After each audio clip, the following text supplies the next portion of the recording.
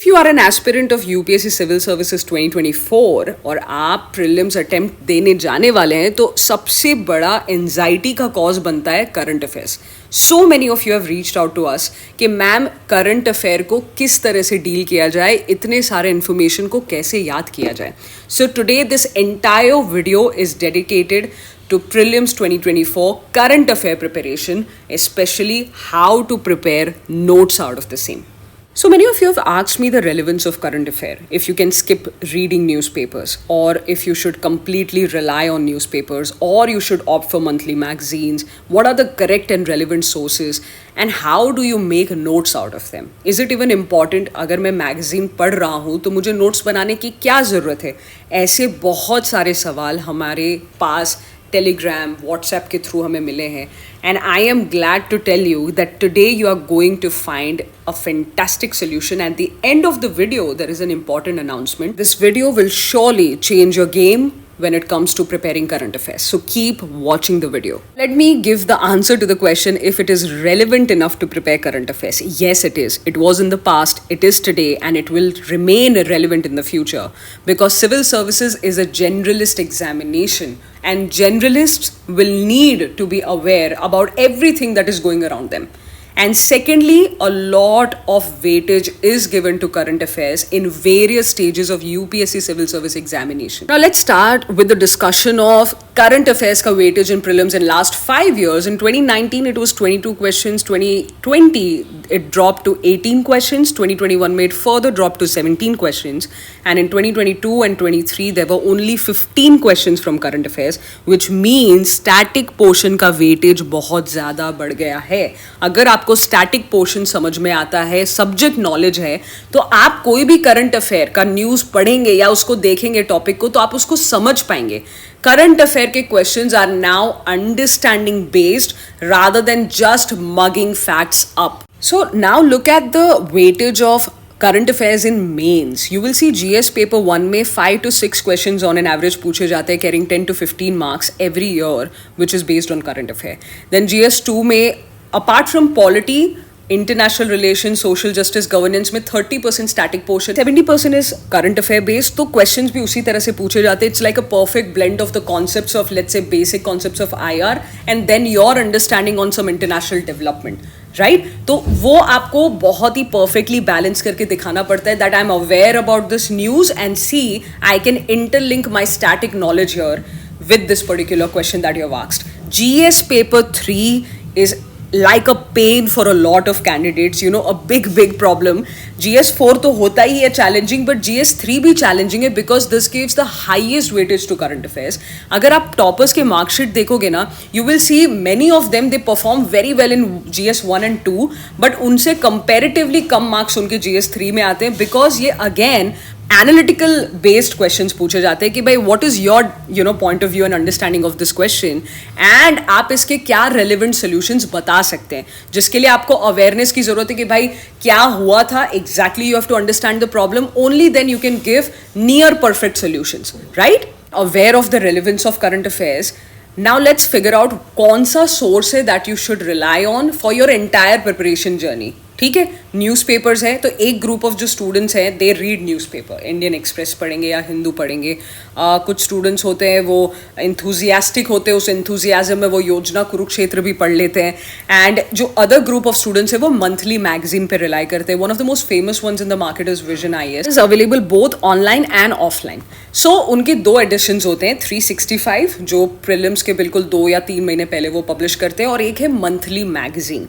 अगर आप वो है जो मंथली मैगजीन पे रिलाई करते हैं, like to share the pros and cons of both, like 365 पढ़ना एंड मैगजीन, मंथली मैगजीन, इनमें से कोई एक आपको चुनना है.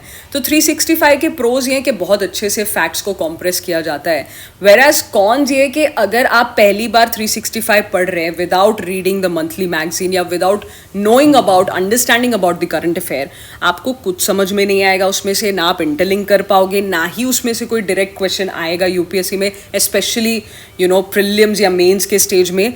और बहुत लेट पब्लिश किया जाता है, मतलब 2-3 महीने पहले आता है.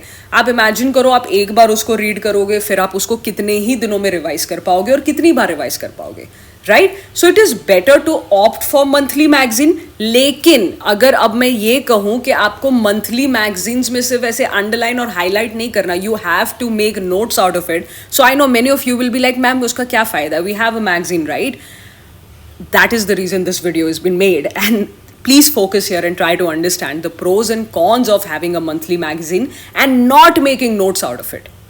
The pros will be that बहुत ही अच्छे से कंपाइल किया जाता है मंथली, जितने भी इंपॉर्टेंट न्यूज़ एंड हेडलाइंस आए उसको, और सब्जेक्ट वाइज कैटेगराइज करके आपके लिए बनाया जाता है उसको. They put in a lot of hard work. I truly appreciate their efforts.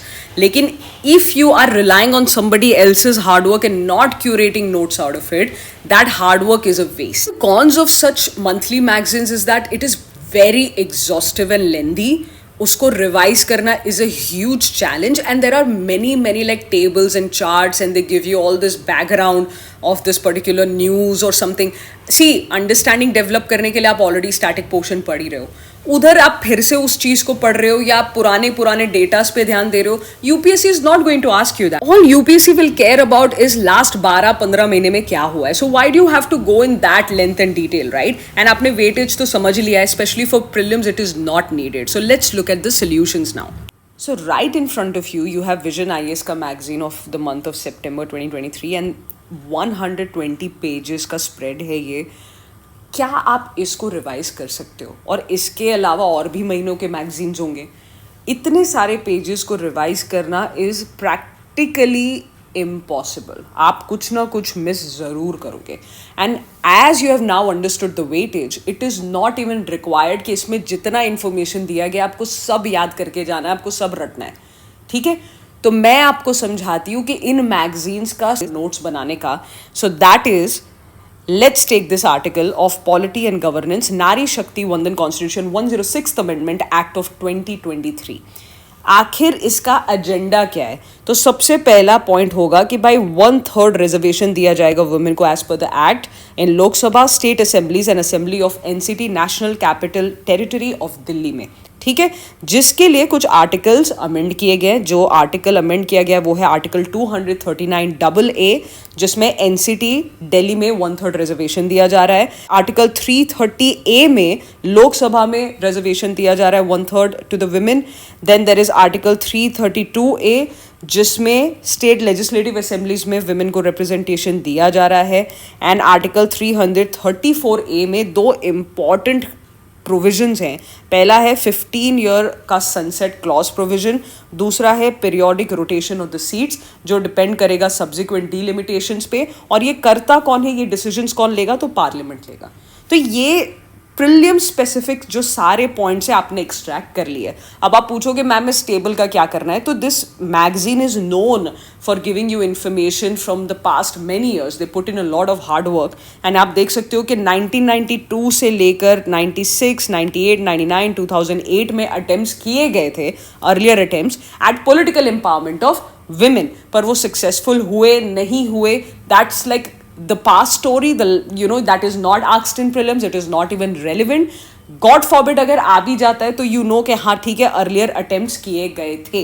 Somehow you will be able to figure it out, but mostly highly possibility है कि ये portion is not required to be in your notes. ठीक है, तो ये portion तो हो गया आपका prelim specific. On you will see कि जो नीचे का ये जो पोर्शन है ना, need for women in reservation से लेकर कंसर्न्स और वे फॉरवर्ड तक, ये सब मेन स्पेसिफिक इंफॉर्मेशन है. ये पूरा आर्टिकल 1.5 पेज में स्प्रेड में दिया गया है. और इसको मैं किस तरीके से कॉम्प्रेस करवाऊंगी आपसे, you will be amazed bye end of it. So keep watching the video. So need for women reservation क्यों ज़रूरी है, right?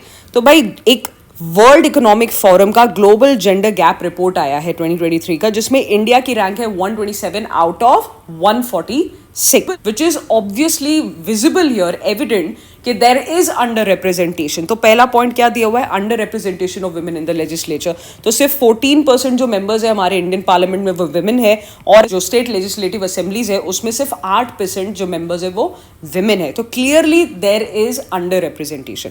Further, some entry barriers faced by our women because of patriarchal nature of political parties. can skip everything. See, everybody understands the meaning of patriarchy. आप उसको mains में elaborate कर सकते हो कि पेट्रियार्की की वजह से औरतों को लीडरशिप की अपॉर्चुनिटीज जैसे नहीं मिल रही है, राइट? तो ये पॉइंट्स आपको लिखने की जरूरत नहीं है. आप सिर्फ patriarchal nature of political parties की वजह से जो एंट्री बैरियर्स है उसको स्टेट कीजिए अपने नोट्स में.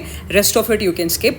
Next is gender sensitization of public policy. It is very very important because of increasing crime rates against women. And then as per Oxfam India report and their assessment, जो 73rd and 74th amendments की वजह से women को बहुत ही अच्छा representation और empowerment मिल रहा है एट द लोकल लेवल्स, उसकी भी बात यहाँ पे मेंशन की गई है. So you can say that this is the same thing जो लोकल लेवल पे सक्सेस मिला है उसको हम स्टेट और नेशनल लेवल पे देखना चाहते हैं और लाना चाहते हैं, जिसके लिए ये लेजिस्लेशन जरूरी है. There are some concerns with the act. So first of all, it is against inequality, non-homogeneous है, it impacts the choice of the voters.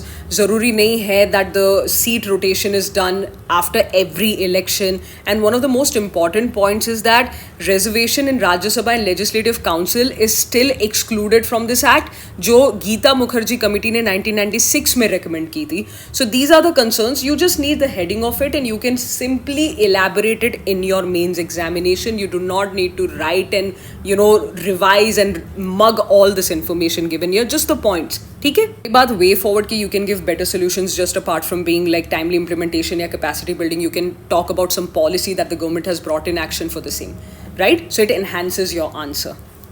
Now let me show you. मैंने इस 1.5 पेज के आर्टिकल को कितने statements, कितने line में compress किया हुआ है, and you will be surprised because here it is. ये वही आर्टिकल है जिसको कॉम्प्रेस करके मैंने रेलिवेंट पॉइंट्स को उठा के यहाँ पे नोट डाउन किया है. सी, नोट्स बनाने का जो एक आर्ट है ना, it is subjective. Everybody have their own style, right? ये मेरा तरीका है, आप इसको कस्टमाइज भी कर सकते हो. नाउ लेट्स लुक एट कि ये आर्टिकल कैसे पूरा कंप्लीट है, बट एकदम शॉर्ट में उसको मैंने कॉम्प्रेस किया हुआ है without compromising on any important fact. मैंने कोई भी इंपॉर्टेंट फैक्ट नहीं छोड़ा है. सी, फर्स्ट इज कि 106 जो कॉन्स्टिट्यूशन अमेंडमेंट एक्ट है वो 1/3 रिजर्वेशन देता है विमेन को in Lok Sabha, state assemblies and assembly of NCT, जिसके लिए कुछ प्रोविजंस हैं जैसे 239A, 330A, 332A and 334A में दो इंपॉर्टेंट प्रोविजंस हैं. 15 ईयर्स सनसेट क्लॉज है, पीरियोडिक रोटेशन है जो पार्लियामेंट करता है. ठीक है. अब जो मेंस का पोर्शन था, जो मेन स्पेसिफिक पार्ट है, वो भी कितना शॉर्ट में कॉम्प्रेस हो गया है. सो इस लेजिस्लेशन की जरूरत क्यों पड़ी है? तो भाई एक वर्ल्ड इकोनॉमिक फोरम का ग्लोबल जेंडर गैप रिपोर्ट ये बताता है कि इंडिया का रैंक है 127 out of 146, which clearly shows there is under representation of women, जिसको जस्टिफाई हम करते हैं कि 14% जो मेंबर्स हैं वो लोकसभा में विमेन है एंड सिर्फ 8% विमेन स्टेट लेजिस्लेटिव असेंबलीज में मेंबर्स हैं. एंड एंट्री बैरियर्स भी है बिकॉज पॉलिटिक्स का जो नेचर है वो काफ़ी पेट्रियार्कल है. हमें जेंडर सेंसिटाइजेशन की जरूरत है in public policy. And Oxfam report ने कहा है कि 73rd एंड 74th जो कॉन्स्टिट्यूशन अमेंडमेंट एक्ट है वो लोकल लेवल पे इंडिया पे काफ़ी सक्सेसफुल रहा है इन एम्पावरिंग विमेन पॉलिटिकली. एंड वही चीज़ अब हम स्टेट और नेशनल लेवल पे करना चाहते हैं विद दिस पर्टिकुलर अमेंडमेंट. ठीक है. कंसर्न्स जो थे उसको हमने एक स्टेटमेंट में कॉम्प्रेस किया है कि वोटर्स की चॉइस काफ़ी रिस्ट्रिक्ट हो जाती है. There is inequality, non homogeneous group, issues like criminalization, rotation is not done after every election. And the most important point ये would be the Rajya Sabha and state councils are excluded out of this act, जो 1996 में Gita Mukherjee committee ने भी recommend की थी. That's it. All the points are covered. Now I will show you in the split screen format कि आपका article यहाँ magazine में कितना लंबा दिख रहा है, can you see it, and आपके नोट्स में कितना दिख रहा है. This method is a game changer. आपने पूरे आर्टिकल को समझ भी लिया, उसको कॉम्प्रेस भी कर दिया, फैक्चुअल पॉइंट्स को अलग कर दिया, मेन स्पेसिफिक पोर्शन को अलग कर दिया. How wholesome it is. And इसको रिवाइज करने में कितना टाइम लगेगा आप बताओ, अगर आप हर आर्टिकल को इतने शॉर्ट में ऐसे कॉम्प्रेस करते जाएंगे तो. This is the realistic way of preparing it guys and try to follow it. And रही बात द अनाउंसमेंट की, तो yes I want to tell you that you can send me some of the compressed articles that you have made. It that one-on-one basis guidance about if you're doing it the right way or not. I will be here to help you. Just reach out on our WhatsApp, on our Telegram, comment down below, let me know आप कैसे बना रहे हो, initially थोड़ा painful है, थोड़ा pain taking है, it will take some time. Trust me, with practice, 2 हफ्ते में you will be very comfortable with this. Thank you so much for watching this video. I'll keep posting regularly. A lot of content is planned ahead for all of you. See you in the next one.